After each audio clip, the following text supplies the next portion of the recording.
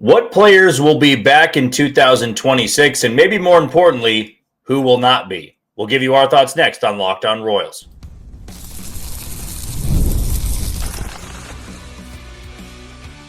You are Locked On Royals, your daily Kansas City Royals podcast, part of the Locked On Podcast Network, your team every day. You are tuned into another edition of Locked On Royals in the Locked On Podcast Network. I'm your host, Jack Johnson, and you can find me on Twitter at JohnnyJ_15. That is at JOHNYJ_15. You also can listen to us on wherever you download your podcast. That can be Spotify, Apple Podcast, Amazon Music, Google Podcast, Odyssey, and YouTube. Just be sure to hit the follow button and subscribe. For you first-time listeners wondering how this channel works, I bring you episodes Monday through Friday, and that continues all the way into about January, and then we'll drop down to 3 episodes a week right before spring training, and then ramp it back up to 5 episodes a week. But we will always go about 30 minutes, and then with the Locked On Royals postcast, which you can find on our channel, that's hosted by Chance Lebo, and he goes to you live for about 15 to 20 minutes after each and every game. Before we get started, I want to tell you that today's show is brought to you by FanDuel. Right now, new customers can bet just $5, and if your bet wins, you'll get $300 in bonus bets to use across the app. So download the FanDuel app today. The Royals will be beginning a 3-game series with the Seattle Mariners at Kauffman Stadium tonight. That will begin their final homestand of the season. So they're going to see Seattle for 3, but then Toronto for 3, and they'll wrap up their regular season with a road trip on the West Coast against the Angels and then the Athletics. But we all know that for a lot of us watching this team, that the idea of 2026 has already started to creep into our mind of what this team may look like, who they're going to be targeting. And that is the fun part about the down season. Like once baseball is wrapped up, I've been asked this before of, well, do you still enjoy doing the podcast when they're not playing? Like, how do you do 5 episodes a week when there's no baseball to talk about?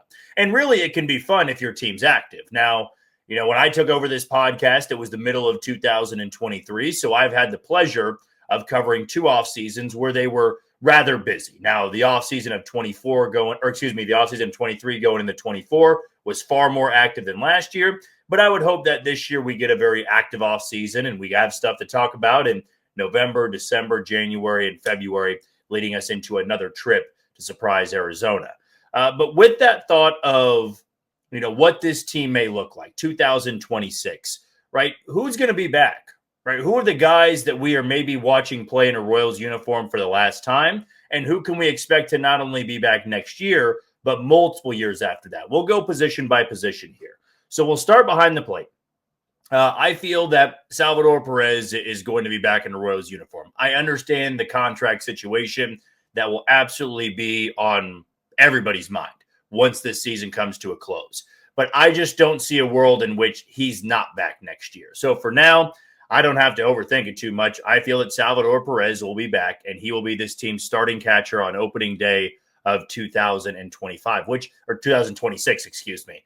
I would say, too, I feel that it's in Atlanta. If I'm not mistaken, the Royals' first game of the year will be in Atlanta against the Braves, which is just odd to think about. But I also don't mind opening up against an interleague opponent, whereas the last couple of years, the Royals have had AL Central foes to open up the year.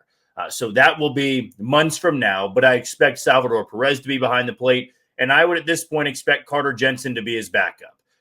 At one point, I was against it. I thought that if you're going to call Carter Jensen up, it's to be the everyday catcher. But I want to see Carter take on the role that Freddie Fermin had. You play a lot more than a backup catcher does. So I got those 2 behind the plate. I don't see a need to carry a third catcher when you have a 22-year-old one that you just called up and can handle that spot just fine, in my opinion. Then you get to first base. I believe Vinny Pasquantino with a shiny new extension will be over there manning the hot corner, or one of the hot corners. It's just, this is one of the leaders on the team. He's coming off of a 30-plus home run season, drove in over 100 runs this year. He's going to get some form of an extension, in my opinion. I feel about 90% confident in that. I would be blown away if he plays next year making what he does right now. I mean, I feel it's the perfect time after a full season to give him that nod in the same way they've done it for a couple of their pitchers. It's not going to be some, bank breaking contract, right? Where you're just putting $20-25 million into a first baseman, but it's going to be a significant raise than he's making right now. And I'll throw Jack Caglione in there as the backup first baseman, though I have him in right field. Shortstop, Bobby Witt Jr., don't need to overthink it. Michael Garcia, I have him at third base, and the question is going to become, does he play with a new extension? I do feel that he will have some form of an extension as well. I don't see it being a big-time 5-6 year deal. I could see them buying out the final years of arbitration, and who knows, maybe they do it for Vinny, but I feel with Vinny, he's now been here for 4 years and produced at an above-league average level. That warrants an extension, in my opinion. With Michael, this is the first year that he's really burst onto the scene. I would like to see him locked up, but if it's just giving him a pretty big pay boost over these next arbitration years, I'm fine with that as well. Then second base is the big question mark. Is that Jonathan India or is that Michael Massey? I've gone back and forth on this. I believe it's going to be Jonathan India, and here's why. They are not going to be messing around with Jonathan India in left field or third base like they were in the offseason, or in spring training, excuse me.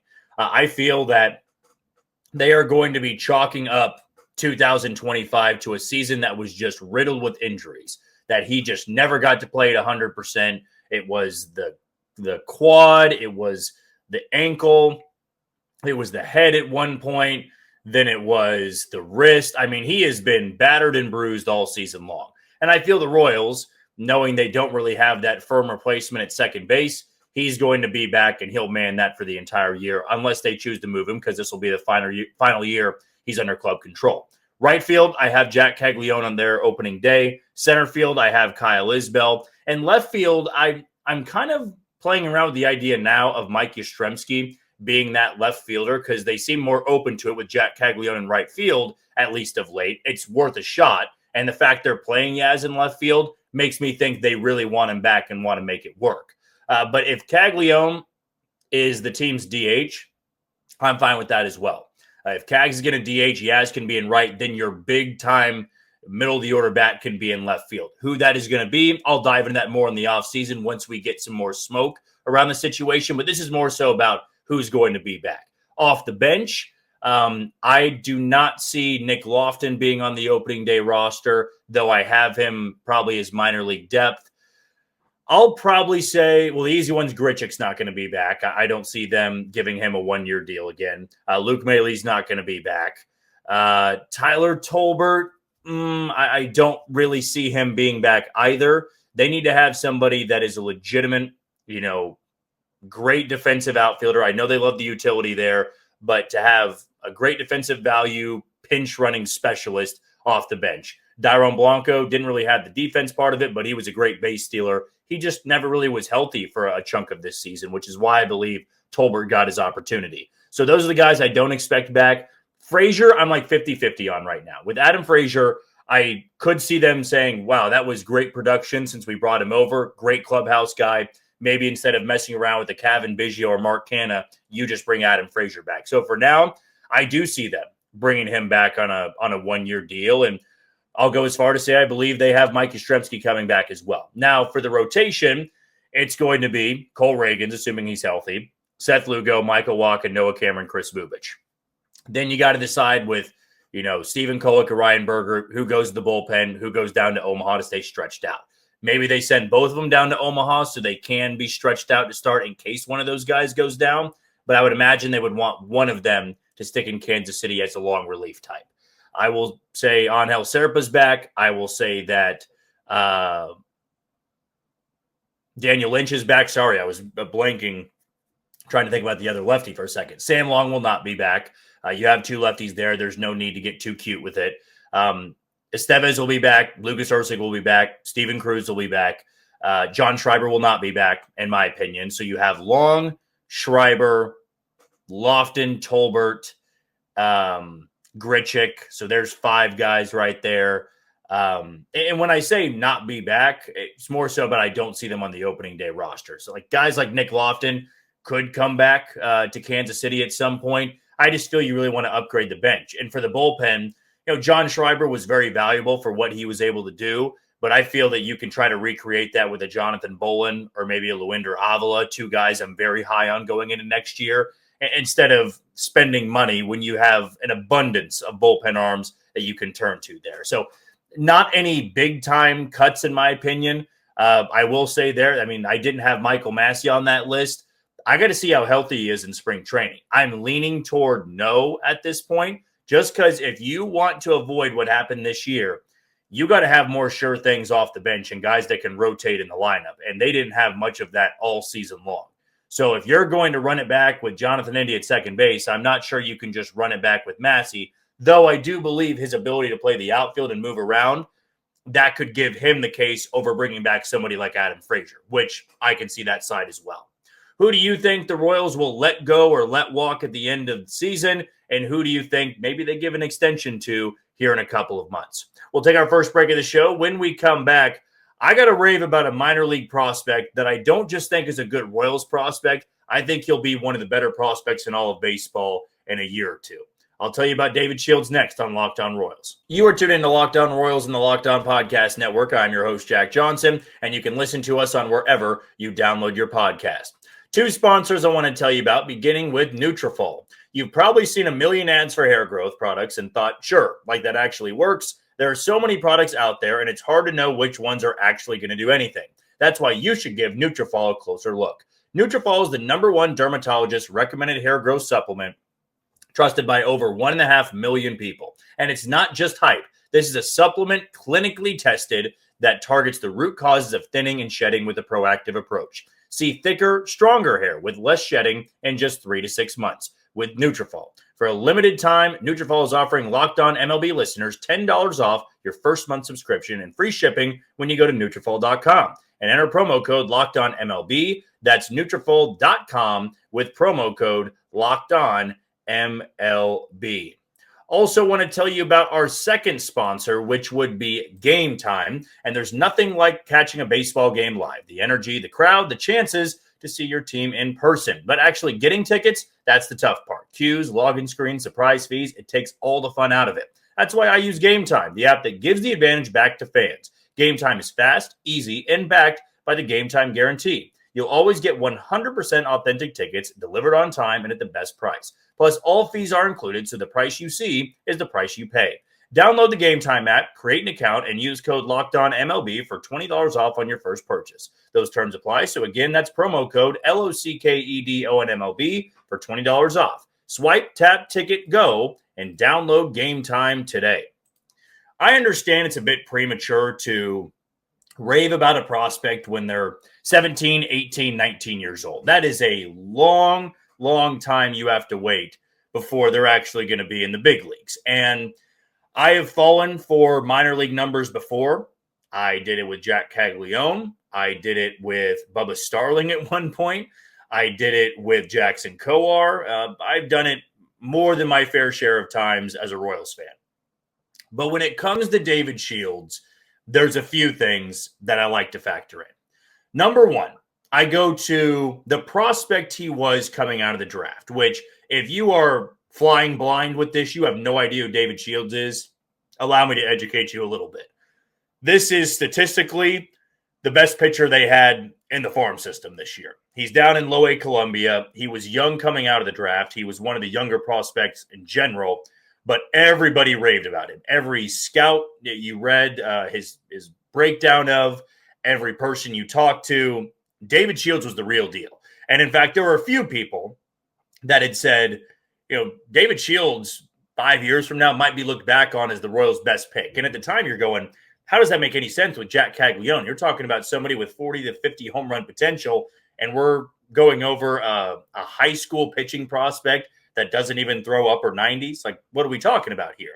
But in Columbia this year, he made 18 starts, had a 2.01 ERA. We've had a couple of listeners, too, actually watch him pitch in Carolina. So I would say that, he has already garnered some attention from the fan base. You know who he is. But, I mean, there are so many things I like about his delivery, his arsenal, the pitchability.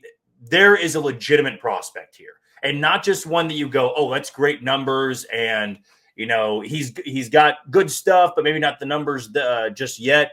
There's a lot of things that make you enjoy a prospect or start closely following a prospect. Maybe it's the home run potential. Maybe it's the high-powered fastball, great secondary offerings. With David Shields, I start with the mechanics. If you watch the videos of him pitching, and by the way, this morning, which is why I'm talking about him, he was named the Carolina Pitcher of the Year, and he just turned 19 like 40 days ago or something. So he's pitching at a level that, yes, there's plenty of 18 and 19-year-olds, but he's still one of the younger guys in the entire league and yet dominated.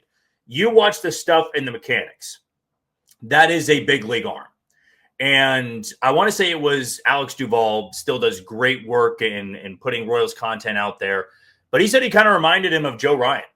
Like that delivery, very smooth, very repeatable. It's why I always hesitated to fully buy into Asa Lacy, was because the mechanics just seemed so out of sorts. Like you just were asking for an injured list stint with how much strain you're putting on the shoulder, the back, the elbow. With David Shields, not that you're immune to any injury, but it's so smooth and so repeatable. So number one, that's why I love watching him pitch. It's just that crystal clear windup. It's smooth out of the stretch. Everything is repeatable. Then I go to the arsenal, right? The numbers are actually pretty low on this list for me. Like, it's great that the numbers are what they are. He pitched for them in the postseason not too long ago. Believe he'll do it again here soon. But he went 5 innings, 1-run ball. He's not pitching that deep into games just yet, which you kind of see with those 17 to 18-year-old arms. But the arsenal, I mean, that fastball plays up. That curveball and slider is vicious, especially from the left side. And then he's got this changeup, too, that darts in the same way that Cole Reagan's does, where those right-handed hitters are absolutely fooled and waiting on the fastball, maybe up in the zone, the curveball or slider down at their back foot. And then you get this circle change that just dives toward the opposite batter's box. The arsenal's there. And then you have these numbers. And I'm starting to wonder if next year he can get up to Northwest Arkansas by the end of the year. I love that he had this full, professional season in Low A Columbia. Even though he was dominating, there was no need to rush him at all to Quad Cities. At least I didn't think there needed to be a rush to it. And it would be another thing if he was 20 years old or 21 years old pitching in Low A. You should be able to have great numbers. Like, I love Drew Beam, another guy that came out of this past draft class out of Tennessee. The numbers are there. The stuff is there. But then I look at the age and I say, well, I mean, he should be able to pitch pretty effectively in Low A because he's facing guys that are younger than him. He's facing, some guys that played internationally before. They're coming from the Dominican Summer League, and they're incredibly young. But for David Shields, he's playing guys his age and guys that are older than him and made a mockery of him. I mean, that was pure and utter dominance. And so going down the line here, you've got scouts that raved about him. When the Royals took him, this is a guy that was on a lot of people's draft boards to go early second round.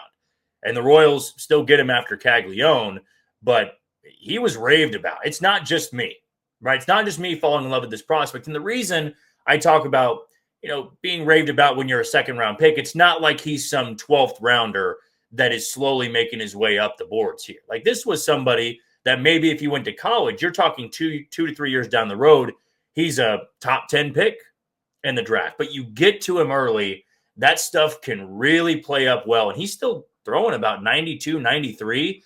I believe 2 years down the road, he could be playing up to the mid to upper 90s. Now, that's still a big if. I'd rather him have the command than I have him really working with those second and third pitches. But there is a massive prospect in David Shields. There just is a lot to like about his game. And I believe he should be this team's number one prospect by maybe the end of next year. I know you have your draft picks that were just added in. You want to be able to put them 1 and 2. But he's my favorite prospect in the system. I firmly believe he will be a top 100 guy. I probably believe he'll be a top 30 guy at some point. And then when we get to the end of next year, I know it is a risky thing to do. And if you've watched me long enough, you would know I have no issues in sticking my neck out there and being proven absolutely wrong. But I'm going to hitch my wagon to this hype train of David Shields. Now, stuff could change in high Quad Cities. Stuff could change in Northwest Arkansas. But there's just so much to like about his game. And I don't believe that, in his first year of professional ball, him looking like that is just not going to matter at all in 2 or 3 years. Your first year of professional ball, I can excuse some struggles. I can excuse somebody that just isn't able to figure it out until their second or third year. This is a high school arm, and I'll add to that a young high school arm that made a mockery of the Carolina League in his first year. Next step will be Quad Cities.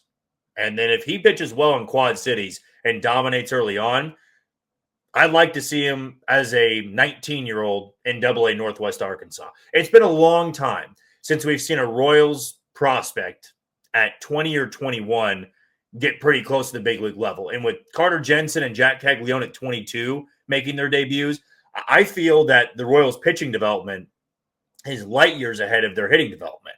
So if David Shields can continue to develop with the Royals organization, folks, we're not talking about a number 4, number 5 guy. We're talking about somebody that can be the front runner in this rotation a few years from now. I love that pick then. I love that pick now. I tip my cap to him to be the Carolina Pitcher of the Year. He was phenomenal in helping his team, the Fireflies, go deep into the postseason. If you have a story about him, if you've seen him pitch, I know Spoons, one of our loyal listeners, has seen him in person, has taken some video of him. If you're seeing him again this season, absolutely let us know, and let us know your thoughts, or maybe who your favorite prospect is in the system as we speak. We'll take our final break of the show. When we come back, we'll preview this big series with the Seattle Mariners. That's next on Locked On Royals. You are tuned into Locked On Royals and the Locked On Podcast Network. I'm your host, Jack Johnson, and you can follow me on Twitter at JohnnyJ_15. Our final sponsor is our title sponsor in FanDuel. The NFL season is here, and FanDuel is making sure you're ready for kickoff with a can't-miss offer. Right now, new customers can bet just $5, and if your bet wins, you'll get $300 in bonus bets to use across the app. So, are you ready to play? Download the FanDuel app now by visiting FanDuel.com to get started. That's FanDuel.com to place your first $5 bet. I'm going to go to the Dolphins-Bills game coming up on Thursday Night Football. I will take an anytime touchdown with James Cook. I will take an anytime touchdown with Tyreek Hill. And I will take an anytime touchdown with Devon Achane. Maybe have some fantasy bias there. But those will be my 3 picks here that I'll be placing on FanDuel. It's not as big of a series as it could have been. If you listened to us 2 weeks ago, we said when the Royals take on the Mariners, they got to be at worst 3 games back. And you can double that and then add half of a game because that's what the Royals are chasing with 12 games to go.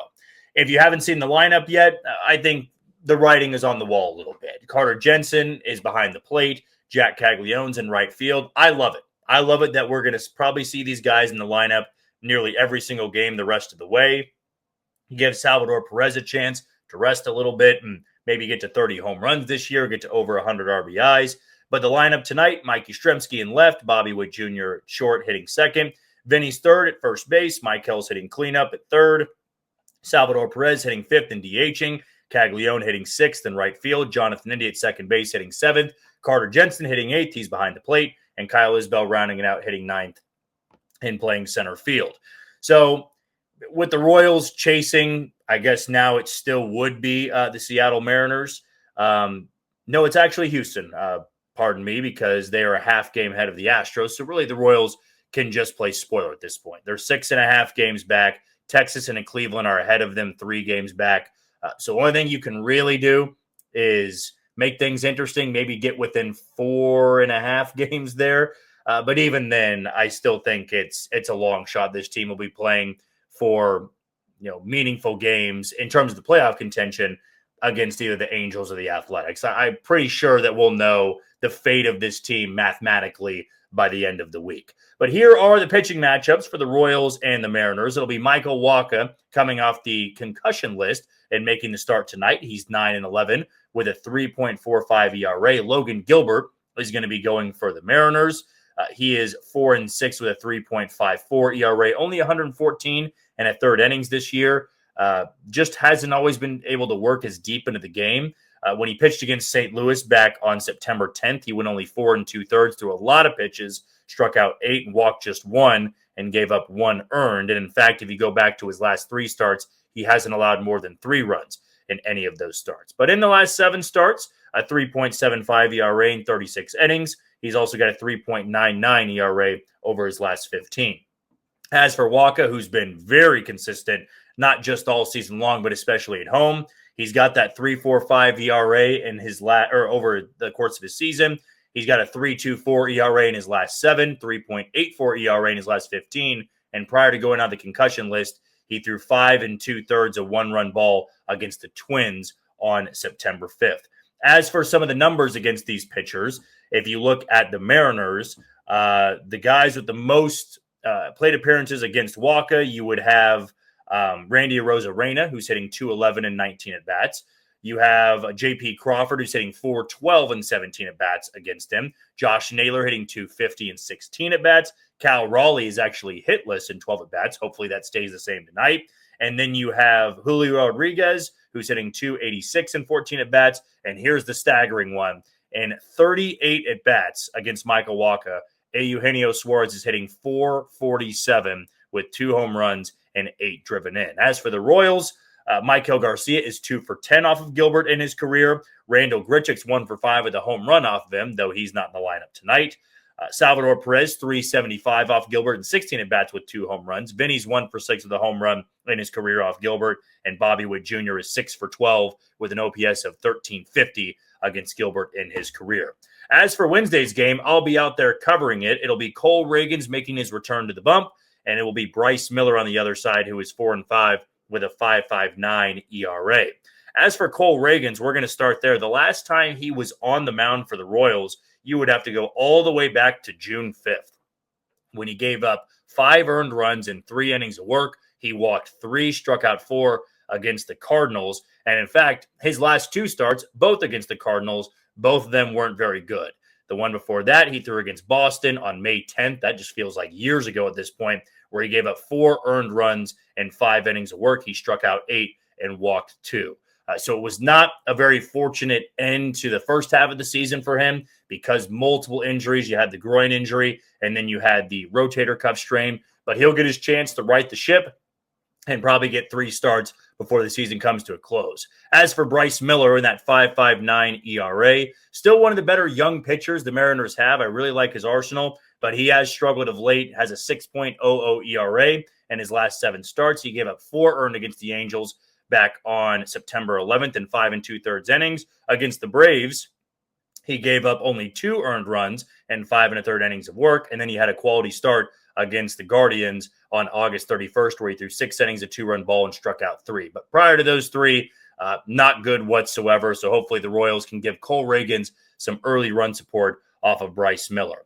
And then on Thursday, it was reported from Annie Rogers that Seth Lugo tried to ramp things back up, but the back didn't respond that well. So Stephen Kolek will get another start for the Royals. He's 5-5 with a 3.71 ERA. Luis Castillo is going to make the start for the Seattle Mariners, and that game will be at 1:10 p.m. at Kauffman Stadium to wrap up not just the season, or the series, but the season series.